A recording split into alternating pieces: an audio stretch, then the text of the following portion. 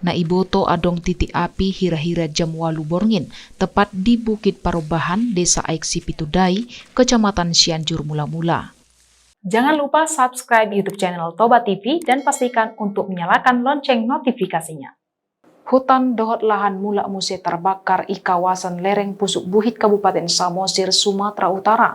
Lahan na di sekitar Gunung Pusuk Buhit na diboto sakral terbakar di hari Jumat 5 Agustus 2022 borngin.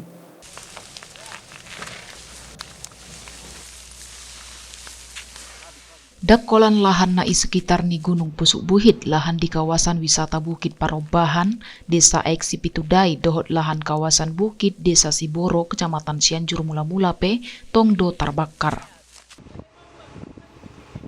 Kaba Ops Polres Samosir Kompol lengkap Suherman Siregar Mandokon na iboto adong titik api hira-hira jam 8 borngin, tepat di Bukit Parobahan, Desa Aiksi Pitudai, Kecamatan Cianjur Mula-Mula. Sampai jam 4 pagi, tim Satgas bentukan Kapolres Samosir AKBP Joshua Tapubolon na ipimpin Kaba Ops Polres Samosir Kompol lengkap Suherman Siregar tetap dope marusaha pamatehon api na jalar.